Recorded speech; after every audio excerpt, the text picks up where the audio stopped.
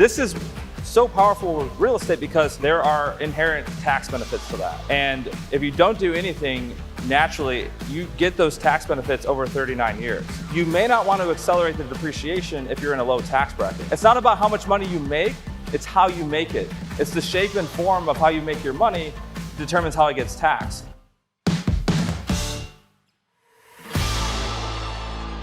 These two gentlemen that are coming out right now have saved me probably combined close to $2 million in the last 3 years through taxes, through cost segregation studies.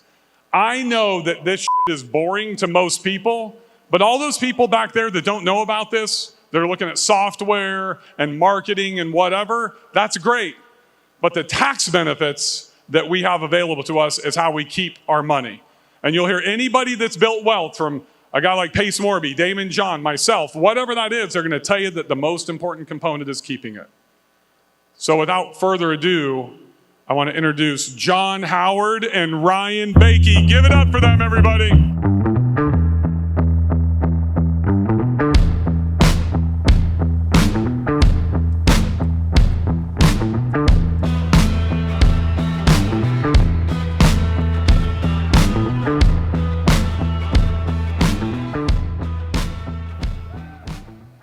How we doing, everybody? We good? Yeah. If you like this, stay in your seat. Yeah. And listen up. Because class is in session. Here's what we're going to do today. We are going to talk about a little bit about us. We're going to talk about the tax code. We're going to introduce cost segregation. We're going to talk about some determining factors, things to watch out for, and we might even get into case studies. So if you like money, like I do, stay in your seat. Don't go anywhere. Hold on to more of it. A little bit about me. I grew up kind of middle class, had everything I needed, a little bit of what I wanted. What I wanted was financial freedom. And my background is I'm a CPA, real estate investor. When I went to college, I had an accounting and finance degree. And I thought I was doing the right thing. I worked at Deloitte Consulting. I was helping people who are already rich and wealthy become even more rich and wealthy. And I decided that I wanted to help not the everyday person, but I wanted to help the one person in their family that's going to change their family tree. Who here is changing their family tree? Yeah. Who's going to be responsible for changing the family tree? You. Yes. And that's who I help today. So I help people change their family tree through the tax strategy, right? We teach investors how to save money on their tax return. And John here, John's been super helpful for all of our clients. And what I like about John is that he actually cares. A lot of people are just trying to get deals done. A lot of other vendors and a lot of other cost segregation specialists don't take the time to care. John does about our clients. Same for Ryan. So when Bill talked to me about the possibility of getting up here and talking to you guys about cost segregation, making sure you had kind of a basic understanding to figure out if this is something for your quiver, right? I was excited to get up here and kind of educate and give you guys a basic overview, but when I found out I was gonna do it with Ryan, I was even more excited. So for what it's worth, this guy's the real deal. I deal with his clients all the time. You know, look, I deal with CPAs every day, hundreds of them. I was in real estate syndication before I got into cost segregation, so I've got a lot of experience with CPAs. And this guy's a different breed. Not only is he proactive instead of reactive, and if you guys have CPAs, you know the difference between the two. He also cares about his clients. Like he said, I found that out pretty early on when he sent a cost segregation to me, a guy who needed it, but he was a small investor without a complicated portfolio. And Ryan had chased him away. He wanted to work with Ryan, and Ryan said, man, this is not for you right now. I'm not gonna take your money. So when a guy will do that, you know he's taking care of you instead of himself. So, talk a little bit about tax law, okay? Congress writes the tax code, the IRS just enforces it. But what happens is they want to incentivize certain types of behavior. right? So when you look at who sits on Congress, it's investors, business owners, and people who own real estate. And so no wonder they write the tax laws to favor those types of activities because they all make their money in those activities. Nobody got rich working in Congress. They all got rich before they're in Congress. I'm sure a lot of you know about it, but if you don't, let's just do a quick 30,000-foot view of cost seg, right? So when you own investment property, obviously you can depreciate that property over 39 years, little by little, taking those deductions and saving some taxes. Or you can do a cost segregation where an engineer studies the property and they break it up into the components that actually belong in shorter tax lives. This isn't a loophole or anything like that. It's just using the code the way it's designed. All right, so the property we're going to identify is going to be in 5, 7, and 15 years, which is a lot better than 39 years. You're saving a lot of taxes, but there's something from the Tax Cuts and Jobs Act called bonus depreciation. All right, so Trump passed that and wanted to give real estate investors more bang for their buck. So up until this year, instead of taking it over 5, 7, and 15 years, you can actually take 100% of it and apply it to your taxes in the year that you do the study. Okay, so as of 2023, it's changing to 80% this year on any property that went into service this year. It's going to be 60 next year and 40 till it phases out. But the good news is that there is a bill in Congress right now that's already passed the House. So it's going to extend 100% bonus depreciation. We're hearing there's a decent chance it's going to get done and that they're actually trying to get it done before March 15th, before they go on their break. So yes, Yeah. that's a big deal. That's a big deal to be able to use that for the next few years instead of phasing out. So let me give you a quick example, just clear stuff up. So let's say you got a $1.2 million building that you bought, okay? You can't depreciate raw land, so let's say that's $200,000. So we take $200,000 off of that, you got $1 million you can depreciate. Again, you can take that over 39 years, little by little, it's helpful. Or you can cost segregate that building. On a typical short-term rental, you're gonna see between 15 up to 40, 50%, but typically 15 to maybe 30% of that is going to be able to be put in those shorter tax lives and then be eligible for that bonus depreciation, which 99% of the time you're going to want to take. So let's say for easy numbers that 20% of that is eligible for those shorter tax lives, okay? So that's 200,000 of the million that now you can depreciate quicker. The other 800,000, you continue to take over 39 years. But this 200 grand, if your property was placed in service in 2022, 100% of that can be applied against your income to reduce it. So at a 30% tax bracket, that's $60,000 that you're saving there. So it can be significant. I like to explain it a little easier. So when you buy a piece of real estate, there are inherent tax benefits to that. And if you don't do anything, naturally, you get those tax benefits over 39 years. And what cost segregation allows you to do is accelerate those tax benefits now rather than later. That was quicker than his, wasn't it? So what we're going to talk a little bit about is that as an investor, what does it do to our returns, okay? And what's really interesting about cost segregation and how quickly it's been adopted by real estate investors, it used to really just be commercial, like commercial real estate investors, larger properties. Yeah. But it was the Tax Cuts and Jobs Act that allowed people like you and me to use it, right? Sub $200,000 earners buying properties, we could actually use it versus before it used to just be people who own millions and millions of dollars worth of real estate. What does it do to your returns? Okay. The first time I explained cost segregation, I was at Bill's Boot Camp in Nashville. It was 2021. It was 2021. I spoke in front of 100 people, and I said, how many people have heard of cost segregation study? What a cost segregation study is. And 4 people out of 100 raised their hand. Okay. 4 out of 100, 4%. Show of hands, before you came here today, how many people have heard of a cost segregation study before? That's way more than 4%. Yeah. And so it's becoming adopted pretty quick. But what does it do to our returns? And I like to show investors this on a normal property, this is a case study for Smoky Mountain property.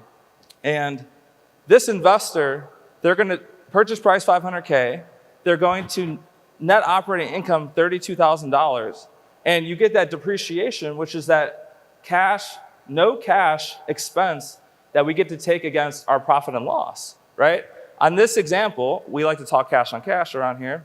This investor had a 26% cash on cash return on their investment, so not bad. But when you see the power of cost segregation studies, and we're going to get into this a little bit, what can happen is you're able to boost your return on investment by doing a cost segregation study. Because in this example, and we're going to go into a little bit more detail, in this example, instead of taking that normal 11,000 of depreciation, as you see on here, this investor is able to take $112,000 worth of depreciation. So they're able to speed that up, 10x the normal depreciation that they would get. And so that takes their 26% cash on cash return and shoots it up to 48%. But we have to understand that taxable income number, okay? Because real estate is the only investment where you can have cash that hits your bank account. You have cash money in your bank account, but you get to tell the IRS that you had a loss, okay? And your tax return is the only place you want to be poor. Anybody ever heard that before? To everybody else, lenders, banks, friends, maybe sometimes, you want to have a lot of money. But on your tax return, you don't want to show a lot of income because you'll pay a lot of taxes. And in this example, this investor on this backslide here, they were paying taxable income. They were paying taxes on $20,000 without doing a cost segregation study. And by doing a cost segregation study, they're able to use that loss, if you qualify, stick around. They're able to use that $80,000 loss to offset their taxable income. And if I'm in a 35% tax bracket, I can multiply that $80,000 loss by my 35% tax bracket, and now I have an additional $28,000 of cash in my pocket because I don't have to give it to the government. And so that boosts my cash on cash from 26 to 48%. Was that clear? Anybody confused on that? Everybody likes money and making more money? You see, because a lot of people, when we teach cost segregation, you've already done the work. You've already bought the property. You've already staged it, furnished it. So you just have to maximize your tax benefits. Now, we're going to talk a little bit about how to actually use this loss against your income. Right. There's a lot of misinformation out there. How many people are realtors? Any realtors here? How many people who do property management full time? Okay. If you are a real estate professional, you have the golden goose egg of the tax code, because most of what you buy, you're able to use to offset your realtor income or your property management income.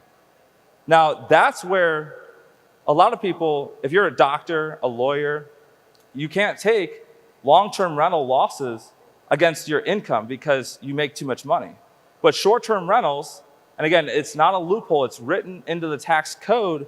With short-term rentals, you're able to use the loss, if you qualify, to offset your W-2 income. So you can be a doctor, you can be a nurse, or a high-earning professional, and use it to offset your W-2. So essentially, rental property, residential rental income is considered passive income automatically, unless you're a real estate professional, right? So this is to the idea of whether you can actually apply it appropriately to your situation, and actually save the cash on your tax return.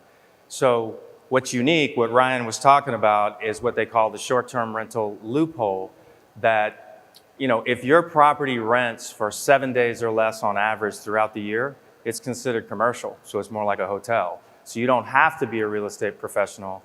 As long as you're the one taking care of the property, materially participating, you can actually use those losses against your other income instead of being trapped in passive income. It's really important that you understand how that works.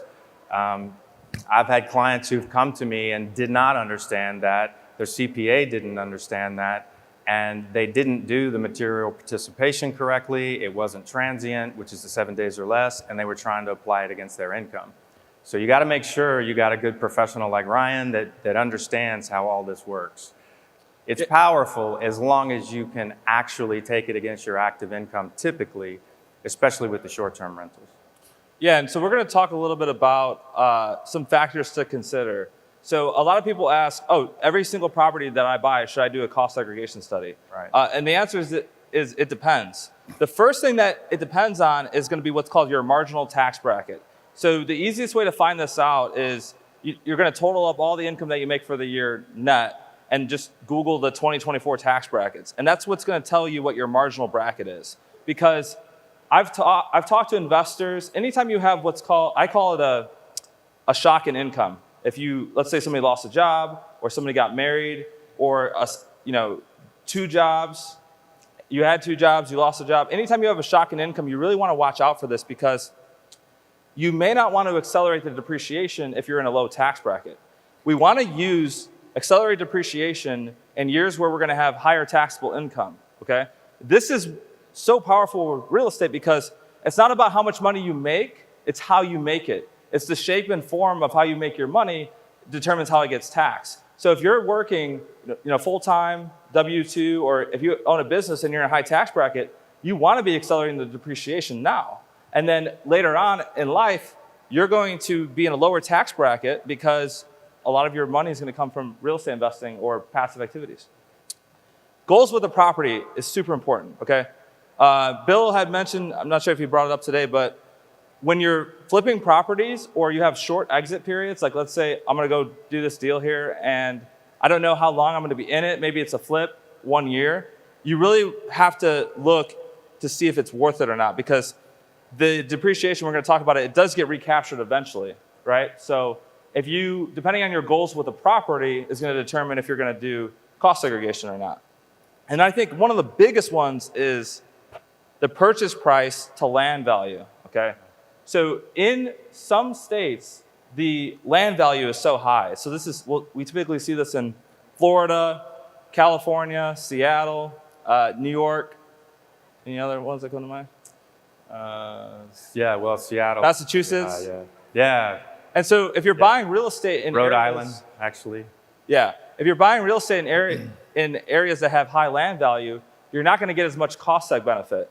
So I'll tell you a story. I had a client who they had bought it was about $1 million property in the Smoky Mountains, and they had a huge tax benefit because in the Smoky Mountains, the land's worth nothing. It's like typically 5 to 10%. But then she bought $1 million property in Gulf Shores where the land was worth 58% of the purchase price. And when you buy real estate in areas where the land is way too much, you don't get as much tax benefit. Now, one way around this is, and typically a lot of people shy away from condos or townhomes because they normally don't appreciate as much. They typically have HOAs. But in this example, if that person bought $1 million condo in Gulf Shores, when you have a condo, you typically don't own the land or you own a small percentage of it. And so knowing what you're buying and the tax benefits are super important because a lot of people wait till the end of the year. Like, how many people here know how much money they owe when they file on April 15th? Anybody know what they owe in like 2 months? Anybody know what they owe? A lot of people don't find out until after. So be proactive when you're buying properties. If you are a high income earner and this is important to you, where you buy is super important. I want to say, you guys might think condos don't do that well because they're so small, but they actually can do very well on a cost segregation. If you have an undivided interest and you don't own any of the common areas, you're really just wallsing in. So you end up with a lot of the personal property, the accelerated depreciation. They can do really well depending on the build out. Just wanted to throw that in there. I've had clients who are like, oh, wow, I would have thought that wouldn't have done very well.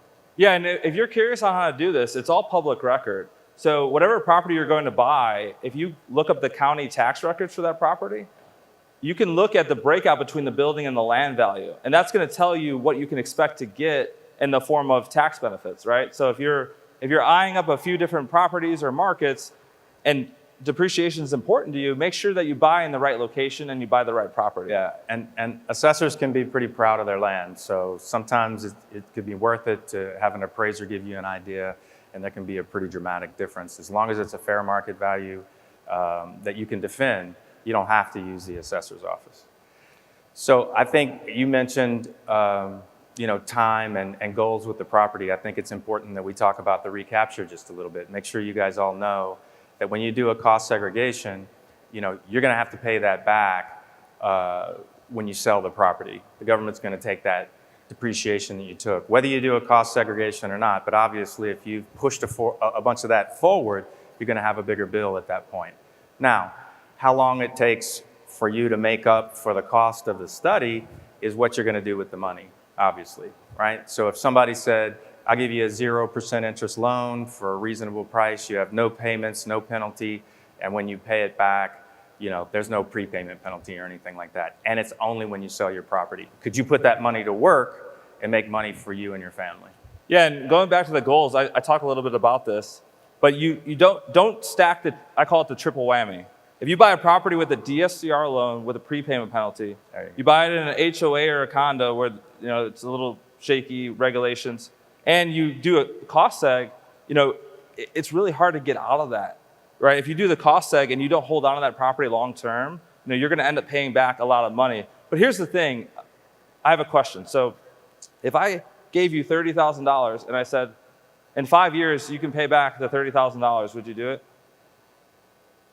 Just the $30,000, right? It's the only place you get an interest and a penalty free loan that exists ever. And so even if you buy a property and sell it in 5 years, that $30,000, you're going to use that to reinvest and make more money. So then when you go to pay that tax bill back, again, going back to shifting your income, you might be in a lower tax bracket. We see that a lot where clients are high income earners, they're shifting their income to real estate, and then when they do sell the property, they're just in lower tax brackets.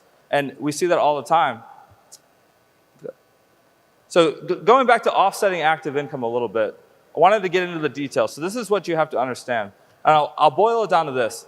You have to be self-managing your property in order to take the depreciation against your W-2 or your business income. Now, that doesn't mean don't do a cost segregation study, because if you have a lot of real estate, I have clients where all their income is real estate, 25, 30 properties, and it's all what's called passive income. Passive losses can offset passive income. And so even if you don't have a W-2 or a high business income, it can still benefit you. Right. So just get with somebody to look at your properties. And instead of doing 2 or 3, maybe one property covers the income that you have from your passive properties, but it still could be very well worth it. That's a good point to bring up. So I had a new client, they had made about $400,000 last year, and they bought 3 properties last year. And they were going to go ahead and do the cost segregation on all 3. And they're like, oh, this is great. We're going to zero out our income. We're going to go from $400K down to 0. And the problem with that is that when you start at a high tax bracket, you might start at a 32% bracket, then you go down to 24, and then 22, and then 12, 10, and then ultimately 0. So the more that you do it in a year, the less benefit you get. And so I had told this client, I said, hey, you should only do it on 2 of these properties and save the other one for the following year, because you can do that. You can change your accounting method, right? Right. And in this case, they were able to save an extra $30,000 by not lowering their bracket all the way down to 0 one year, and instead taking it right back up at their 32% tax bracket the following year. Yeah, so what he's mentioning, and this is a surprise for people sometimes, is that you don't have to do this only on newly acquired properties, right? You can have a property that's 2 or 3 years old, you've already been depreciating it over those 39 years, but you just file a form with the IRS that tells them you're changing your depreciation method. Sometimes they're a better property for a cost seg. Maybe they're bigger, they've got more improvements. They actually can do better than the newly acquired one, even though you have to file the 3115. So that's something you want to look at your portfolio and find the right property. The cost seg guys should be able to look at that and say, well, this one will probably perform better than this one. So that's an important thing as well. Yeah, and also, just because everybody else is doing it doesn't mean you have to do it on every property. So if you listen to Bill talks about how he structures his portfolio in a way that there's only 30% of his portfolio that's encumbered by cost seg benefit, right? You don't want to have all your portfolio with a bunch of lower cost basis. You've done cost seg on all your properties, because when you have to get out of that, it's hard because you have to pay it back. So be really strategic when you're constructing your portfolio. I mean, we do this also where seasonality in markets. You know, if you're in a Midwest dominant market, who invests in the Midwest, like, you know, lakes and stuff? Are you making money right now? Oh, nice. Okay. February? What are we in February? So be strategic with your portfolio and where you invest. So I started investing in the Midwest. You know, in the winter it freezes, and so then I had to invest in a different area. Let's go back to, let's see here. So this is an example of the 3115 that John was talking about. So this was a client who they knew nothing about cost segregation studies, okay? When they had originally filed their tax return, they knew nothing about cost segregation. And then it was about 3 or 4 months later, they reached out to me. They said, hey, I saw your video, and then I watched your YouTube video, and then I listened to your podcast, and I think there's something that I'm missing here. And if you have to ask yourself that, you probably are, right? Because real estate is ripe for tax benefits. And again, Congress incentivizes it. So this client, $480,000 taxable income, they were set to pay $139,000 in taxes. They owed $18,000 on their original tax return. I had told them, you can do a cost segregation study after you place it into service, and you can amend your tax return to go back and do it. And this client ended up getting a refund of $21,000. So imagine making a phone call that results in you saving $40,000. Could you imagine that? And it's the education that's super important. And if we don't teach you about the parameters and the cons, the pros, it's like giving you a fishing pole and not teaching you how to fish. Because we really want to educate you on these types of ideas here. Yeah, one other last thing is, well, first of all, 1031 exchanges, you know, those, just make sure everybody knows the deferred gain has to be taken off. You can't depreciate that, so that can reduce your basis, make it a little bit less beneficial. Every cost seg is not the same. A full engineering-based study that shows up on your property and does a site visit and does the full construction engineering study is going to be the one that, you know, is going to stand up under audit. And look, cost segs are exploding, so the idea that that's not going to start becoming more of a problem is a crazy thing. So why don't we just end on this? Here's two kind of good snapshots of short-term rental properties. You got a basic cabin here. His name is Ryan, actually. Ryan, it's about $500,000 in cost, and right in that, this is a real example. Not a lot of land improvements, so there wasn't a whole lot here, but he still got about 20%. He had a 37% tax bracket. He saved $37,000. This one over here had incredible improvements, land improvements. You can see a splash pad. They have a waterfall. It's a really fancy house out in Arizona. Now, she ended up saving almost $500,000 on her taxes on a $1.3 million cost. So it can range quite a bit, and you just got to make sure, you know, that it's a quality study that's going to maximize and capture everything that the property has. And really, what it's doing is it's accelerating not your depreciation, but your financial freedom. Yes. Because if you can use that loss to offset your income and save $30,000, $40,000 in taxes, and you can reinvest that money, and so then you don't have to, you can use that money to reinvest, and you don't have to worry about showing up, reporting to a boss, or doing all these other things. It's accelerating your financial freedom. So it's accelerating depreciation, accelerating your financial freedom, and eventually it's going to help you change your family tree. Look, I work with a lot of different kind of investors, you know, portfolio investors, institutional investors, but you guys are the favorite ones because of the impact that it makes directly on individual lives, right? You guys are taking this money and you're putting it to work. Ryan talked about Congress writing the laws. Look, they write it for a reason. It's for the economy, it's for the individual people, it's for the citizens, right? So it's really a patriotic thing for you to take advantage of this, okay? I'm dead serious. So at the end of the day, the reason they write these laws is because they want to generate income in the economy. And what does that better than this with you guys?